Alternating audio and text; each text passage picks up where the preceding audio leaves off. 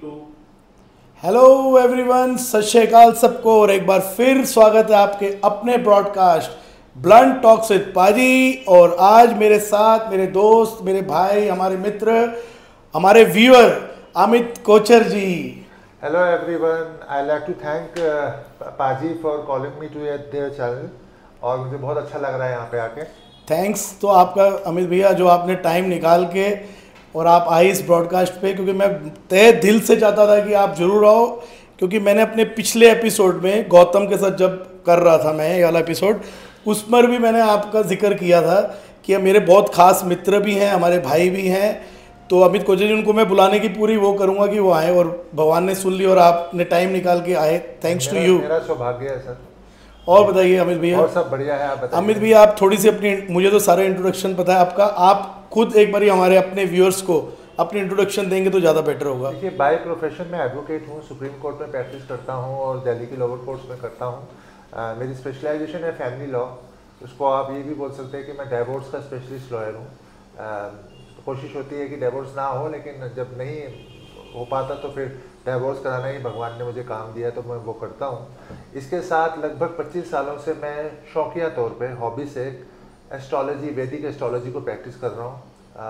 लोगों की जन्म पत्री बनाता हूँ और कोशिश करता हूँ कि उनकी प्रेडिक्शन करूँ और उनको कुछ उपाय बता पाऊँ। देखो, प्रेडिक्शन की बात करूँ तो प्रेडिक्शन, जहाँ मुझे आइडिया है, आपकी प्रेडिक्शन तो सारी बड़ी सटीक हैं।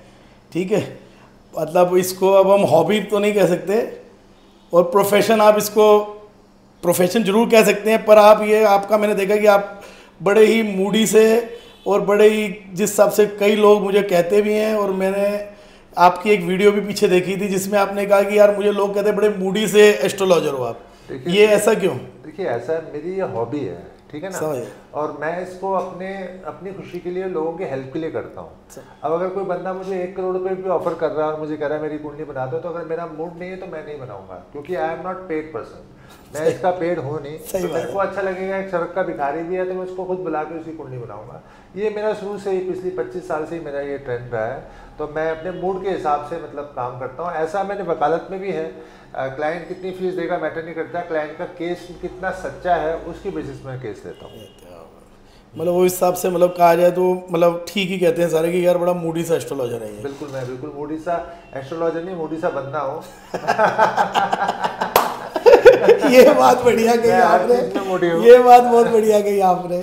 अच्छा अमित भैया, मेरे ना मन में एक सवाल था कि मुझे तो चलो आइडिया है, आपने मेरे से एक बात शेयर भी की थी। मैं चाहता हूँ कि आप हमारे जो व्यूअर्स हैं, जो हमें देख रहे हैं, जो हमें फॉलो करते हैं, उनको पता लगे कि आपको ये एस्ट्रोलॉजी का शौक हो या पैशन हो, ये कहाँ से शुरू हुआ, कैसे हुआ? एक्चुअली क्या था कि जब आदमी के ऊपर बुरा वक्त आता ना, तब आदमी ऐसी चीज़ों के पीछे भागता है। जिसकी ज़िंदगी बड़ी अच्छी चल रही है वो नहीं भागेगा। बिल्कुल ठीक है। मेरे कॉलेज टाइम में ना, मैंने फर्स्ट ईयर में मैंने थोड़ा बुरा टाइम देखा। सबसे बड़ा बुरा टाइम तो होता है कि आदमी का दिल टूट जाता है। तो जिस लड़की को मैं प्यार करता था उसने मेरे कज़न बच्चे से शादी कर ली, तो मुझे झटका लगा। तो मैंने कहा यार किसी और से कर लेती, कज़न बदल से करा, मेरे को शादियों पे मरने जीने पे जाना पड़ता, तो बड़ा दुख हुआ मुझे। तो मैं पंडित जी को अपनी कुंडली दिखाने गया, उन्होंने बोला बेटा ऐसा करो वैसा करो, ये पत्थर पहन लो, ये कर लो। हुआ है कुछ नहीं। फिर दूसरे को दिखाई, तीसरे को दिखाई, ऐसे करके दिखाता रहा। तो लगा कि यार कुछ हो ही नहीं पा रहा है मेरा, तो कोई गर्लफ्रेंड भी नहीं बन रही है, और क्या होगा। कॉलेज में मार्क्स भी उसकी वजह से कम आ गए थे। तो फिर मैंने कहा कि चलो ये खुद ही सीख लेते हैं। तो शुरुआत ऐसे हुई कि खुद धीरे धीरे सीखना शुरू किया। कुछ लोग मेरे मित्र बने, उन्होंने सिखाया। कुछ किताबें पढ़ने का बहुत शौक है मुझे, तो किताबों से पढ़ के सीखा। फिर करते मुझे एस्ट्रोलॉजी आ गई। हाँ, तो मतलब अच्छा, मतलब आप भी अपने टाइम पे पूरे आशिक मिजाज टाइप के? मैं आदमी भी आशिक मिजाज हूँ सर। ये आपको क्लियरली बता दूँ कि मैं अनमैरिड हूँ। इसको वैसे गंदी भाषा में रंडवा भी कहते हैं, और इंग्लिश में उसको बैचलर कहते हैं। तो ये तीनों जो संज्ञाएं हैं मेरे में पूरी होती हैं, क्योंकि हाँ, तो मैं मतलब बिल्कुल बैचलर हूँ और आशीष मिजाज हूँ। मुझे अगर कोई बंदा पुलिस का बहुत बड़ा एसीपी डीसीपी है या एमपी एमएलए बुला रहा है कुंडली देखने के लिए, और एक प्यारी सी लड़की, सुंदर सी लड़की बुला रही है, तो मैं सुंदर सी लड़की की कुंडली देखने जाऊंगा। एमपी एमएलए की बिल्कुल नहीं जाने वाला। साफ मैं आपको, क्या बात है, मजा आ गया। और मैं अमित भैया एक चीज़ और आपसे आज पूछूंगा, क्योंकि देखो ऐसा कि ये तो हमारे बड़े खास भाई हैं, बहुत खास मित्र हैं। हमें तो यहाँ हम बैठते हैं हफ्ते में 2-2 3-3 बार, हमें तो कई स्टोरीज और कई चीज़ें इनके बारे में पता है। पर मैं चाहता था कि आप लोगों को भी पता लगे, ठीक है। ये आप अपने आप को कहते तो हैं कि मैं एक मतलब शौकिया तौर का एस्ट्रोलॉजर हूँ, पर ये हमें पता है कि ये किस सिस्टम से इनकी एस्ट्रोलॉजी है। क्योंकि मेनली क्या है कि इनको लालच नहीं है। एक तो होता ना कि यार मैंने यार 5100 3100 2100 लेने हैं, एस्ट्रोलॉजी करूंगा। ये मूडी सा बंदा है, मस्त मलंग है, जो इसको असली में मैं इनको मस्त मलंग कहता हूँ। क्योंकि ये जब बैठे हैं, आप इनसे 10 बार पूछ लो, हमारे ऑफिस आते हैं बैठते हैं तो कई बार कोई ऐसा दुखियारा बैठा ही होता है। जैसे इन्होंने कहा कि खुश आदमी कभी भी नहीं पूछेगा कि भाई मेरा बताना क्या हो रहा है, पर जिस बंदे को दुख है, तकलीफ है, कोई प्रॉब्लम में अटका हुआ है, घर की बाहर की अपनी, तो वो पूछते हैं, हमें आके बोलते हैं यार एक बार पूछवा दो यार प्लीज़। तो इनका एक स्टाइल है, मैं आपको बताऊंगा कि जैसे हमने कोई आके बैठ गया, उसने पूछ लिया कि जी यार आप पूछवाओ यार भैया एक बार, तो मैं कहूँगा अमित भैया यार एक बार कुंडली बनाना इनकी।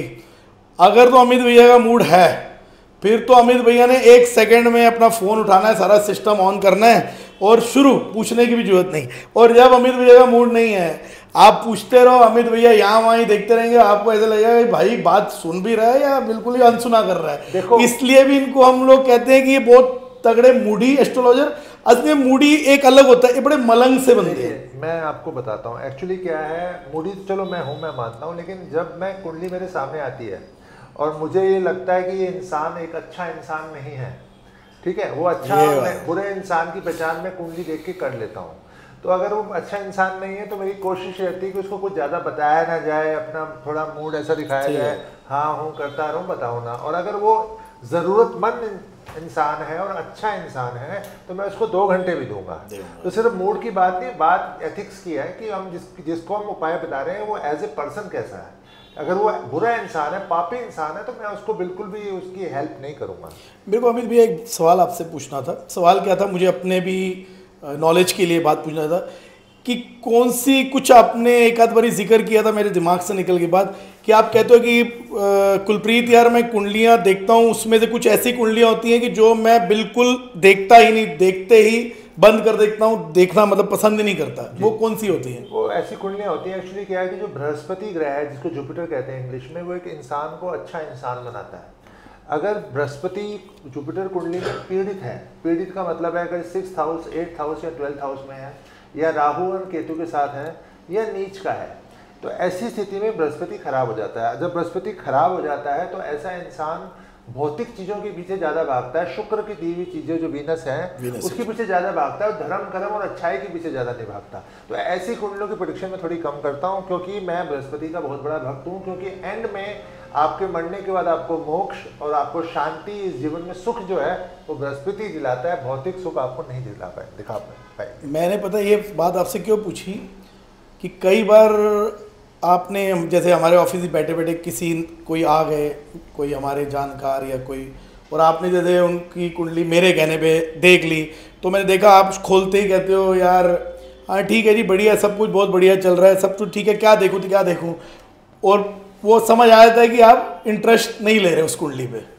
इंटरेस्ट इसीलिए नहीं ले रहा क्योंकि उस बंदे की हेल्प करने का मुझे कोई इंटरेस्ट नहीं है, क्योंकि वो एक अच्छा इंसान नहीं है। अगर वो अच्छा इंसान नहीं है तो मैं उसकी क्यों हेल्प करूँ? क्योंकि मैं देखो पहले मैं सबकी देख देता था, लेकिन फिर मेरी विद्या का दुरुपयोग किया लोगों ने, तो मैंने कहा नहीं यार, मैं बुरे इंसान की कुंडली नहीं देखूंगा, मेरा अच्छा इंसान होगा। इसीलिए मैं बहुत कमर्शियल नहीं हो पाया। मुझे कमर्शियल बनने के लिए करोड़ों रुपए की अपॉर्चुनिटीज अभी भी आ बिल्कुल है, पता है। लेकिन अब मैंने जाकर सोचा, क्योंकि मैं बिल्कुल भी चैरिटी नहीं कर सकता, क्योंकि उसमें मेरे दिन में 20-20 कुंडलियां देखनी पड़ती है, तो थोड़ा सा हमने एक नॉमिनल। एक बात बताओ भैया, मैं आपकी बात टोक रहा हूँ यहाँ पे।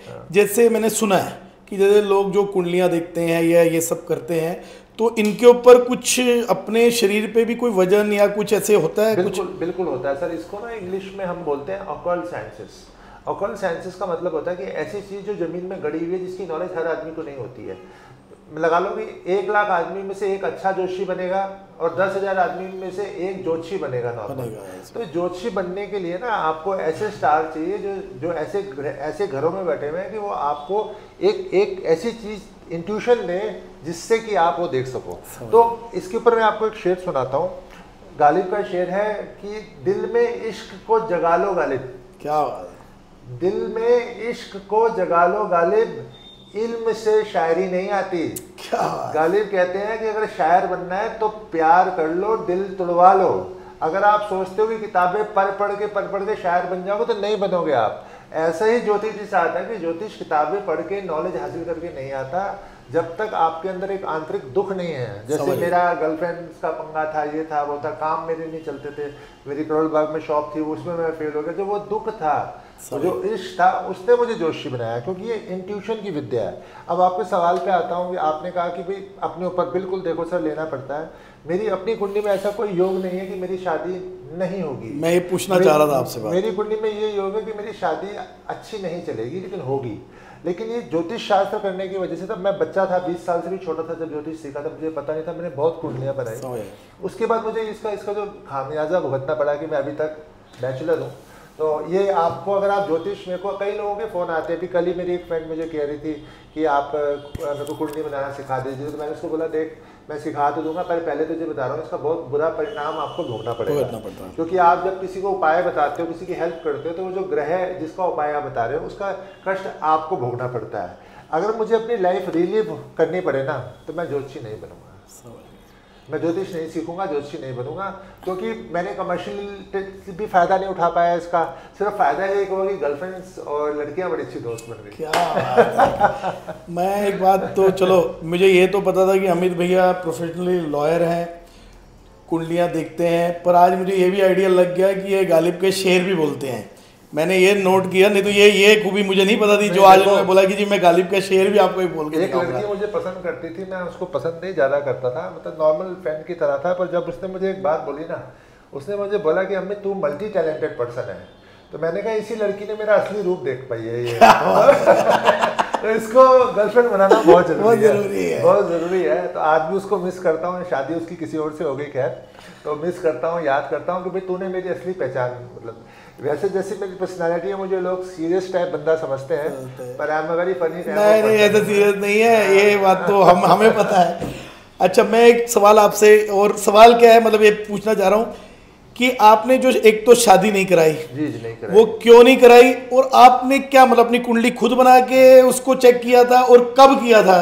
देखिए मैंने शुरू में जब मैं मेरी गर्लफ्रेंड के साथ पंगा हुआ तो मैं कुंडली दिखाता, तो सबने कहना शुरू किया, जो ज्योतिषी थे, पंडित थे, कि भाई तेरी शादी में दिक्कत आएगी, मतलब शादी अच्छी नहीं चलेगी। अच्छा, फिर मैंने जब डीप स्टडी करी तो 3 पैमानों पे कुंडली में नापते हैं कि शादी कैसे अच्छी चलेगी कि नहीं चलेगी। उन तीनों में पैमाने के ऊपर मेरी कुंडली ये दिखा रही थी कि शादी अच्छी नहीं चलेगी। तो मैंने एक ये डिसाइड किया। दूसरा क्या था कि बहुत छोटी उम्र से, 7-8 साल की उम्र से मेरा अंदर से मन था कि मैं सन्यासी बनूं। अच्छा, ओके। और सन्यासी अगर आप बनना चाहते हो, साधु बनना चाहते हो, आप संसार को छोड़ के कुछ करना चाहते हो, और उसके बाद आप शादी करोगे, उसके बाद अपने बीवी बच्चों को छोड़ के जाओगे, ये मुझे थोड़ा अनएथिकल लगा। हमारे बुद्ध भगवान इतने बड़े भगवान हुए हैं उनकी, लेकिन उनकी अगर पर्सनैलिटी को हम रीड करें तो एक ही चीज़ थोड़ी बुरी लगती है कि उन्होंने अपनी वाइफ और अपने बच्चे को छोड़ के वो जंगल में गए, और उसके बाद ज़िंदगी भर अपने भाई बच्चों के साथ रिलेशन नहीं रखा। तो एक रीज़न ये था। तीसरा, एक हमारी बुक है, उसका नाम है भविष्य पुराण। अच्छा। भविष्य पुराण में लिखा कि कलयुग में कौन राज करेगा। अच्छा, ओके। तो कलयुग में उसमें लिखा कि कलयुग में एक तो महिलाएं, औरतों का राज होगा। अच्छा, ओके। दूसरा, हमारे जो दलित कम्युनिटी के लोग हैं, दलित कम्युनिटी के लोगों का राज होगा। एक हमारे इस संसार के अंदर हिजड़ों का राज होगा। आप समझ सकते हैं कि जो LGBTQ कम्युनिटी है, ये आगे बढ़ती जा रही है। इनफैक्ट जजेस और बड़े बड़े MP MLAs भी यहाँ से इस कम्युनिटी से आ रहे हैं। तीसरा, उसमें लिखा था कि ब्रह्मचारियों का राज होगा। तो ब्रह्मचारियों का वो वर्ड आपको मैंने बता दिया, रणवा इसको कहते हैं। तो मैंने सोचा भाई चलो इस कैटेगरी में मैं शामिल हो जाऊंगा, क्योंकि तो मैं भी राज कर लूं, मैं भी हो सकता है राज कर लूं। वैसे मेरा MP MLA बनने का कोई मन नहीं है, पर मुझे ये एहसास हुआ कि इस कलयुग के अंदर ऐसे आदमी की जीत है ज़्यादा। हाँ, एक मैं और चीज़ लास्ट पूछना चाह रहा था, मतलब मैं चाह रहा, क्योंकि ये मुझे पता है कि काफ़ी लंबा होता जा रहा है, क्योंकि लेकिन ये है कि जब आप ऐसे बंदे के साथ बैठे हो ना जिसके पास इतनी इंटरेस्टिंग बातें हों, मैं आप लोगों से एक बात और लास्ट शेयर करूँगा कि आपने, अमित भैया, बहुत पहले हो गए इस बात को 3-4 साल मेरे ख्याल, आप हम लोग बैठे हुए थे कहीं पर, तो आपने एक बात हमें कही थी कि जो हमारे सीएम केजरीवाल जी हैं, उनके बारे में आपने कुछ प्रिडिक्शन की थी, 3-4 साल हो गए इस बात को, मुझे बहुत अच्छी तरह याद है। बाद में आपने इसकी वीडियो भी एक छोटी सी डाली थी, वो मेरे ख्याल 8-10 महीने 15 महीने पहले डाली थी कुछ। तो वो क्या प्रिडिक्शन थी और वो बिल्कुल सच हुई? केजरीवाल का ऊपर से नीचे गिरने की प्रिडिक्शन थी, उनकी जेल यात्रा की प्रिडिक्शन थी। ये प्रिडिक्शन इनफैक्ट मैंने 2015 में ही कर दी थी कि इनकी जेल यात्रा होगी। तो लोग मेरा मजाक उड़ाते थे कि अभी तक तो जेल गए नहीं केजरीवाल जी। तो अल्टीमेटली फिर उनको जेल जाना पड़ा। उसका रीज़न ये था, प्रिडिक्शन था कि उनका जो कुंडली के अंदर जो शनि है वो 12th हाउस में है, और 12th हाउस जो हमारा है वो जेल का भी घर होता है, तो वो जेल यात्रा करवाता है। दूसरा, मेरे एक्सपीरियंस से जो मैंने देखा कि ऐसे आदमी का पतन बहुत होता है। पतन कहने का मतलब है कि उसके राइज बहुत फास्ट होता है और उसका फॉल भी उतना ही फास्ट होता है। ये मैंने सबसे पहले देखा था राजेश खन्ना जी की कुंडली में। अच्छा। हमारी फिल्म इंडस्ट्री के सबसे बड़े सुपरस्टार थे, इतने ऊपर गए और इतनी नीचे तेजी से नीचे गिरे कि आप सोच नहीं सकते। ये ग्रह कौन सा होता है? ये 12वें घर के अंदर शनि होता है, तो ऐसा होता है। ऐसा ही सेम अनिल अंबानी का भी हुआ। तो अनिल अंबानी की जब कुंडली में मैंने ये देखा तो मैं समझ गया कि केजरीवाल जी के साथ भी ये सेम कुंडली है, मतलब तीनों बहुत फास्ट होगा। ये तीनों लोगों की सेम कुंडली है। जितने तेजी से ऊपर जाएंगे उससे दुगनी तेजी से नीचे गिरेंगे ये लोग। तो वही केजरीवाल जी के साथ हुआ। अभी जो मेरी प्रेडिक्शन केजरीवाल के इलेक्शन के लिए है कि उतना अच्छा रिजल्ट इनका नहीं आने वाला। ओके। जितना लोग एक्सपेक्ट कर रहे हैं उतना हो सकता है सरकार ये बना लेंगे, लेकिन मतलब जिस तरह से पहले मेजोरिटी आई थी वैसी नहीं आएगी। बाकी आप मेरे YouTube चैनल को देखिए, उसमें बहुत सारी प्रेडिक्शंस हैं। नितिन गडकरी के बारे में है, काफ़ी लोगों के बारे में। बिल्कुल बिल्कुल बिल्कुल। अब ऐसा है कि मन तो कर नहीं रहा कि ये वाला ब्रॉडकास्ट अभी ख़त्म करें, पर मैं पूरी कोशिश करूंगा अमित भैया, आपको फिर एक बार हमारे व्यूअर्स के लिए आना पड़ेगा। जरूर ठीक है। और मैं इस बार भी मुझे पता है कि कम से कम एक हफ्ता में वेट करके, रूटीन में टाइम हमारा नहीं बन पा रहा था, बड़ी मुश्किल उन्होंने टाइम निकाला और आए। मैं आपका बहुत धन्यवाद करूंगा, इसलिए थैंक यू वेरी मच भैया। And thanks everyone to watch blunt talks with paaji, और थैंक्स अमित भैया वंस अगेन। प्लीज़ अगर आप लोगों को मेरा ब्रॉडकास्ट अच्छा लगता है तभी आप लोग प्लीज़ मेरे ब्रॉडकास्ट को लाइक, शेयर और सब्सक्राइब करना। Thanks once again. और भैया का अपना भी चैनल है इंस्टा पे। भैया एक बार आप अपना चैनल का नाम मैं बता दूंगा, लेक्सिस एकेडमी के नाम से चैनल है। And thanks for watching, and most importantly जो आप लोगों ने टाइम दिया उसके लिए बहुत बहुत धन्यवाद। Thank you once again.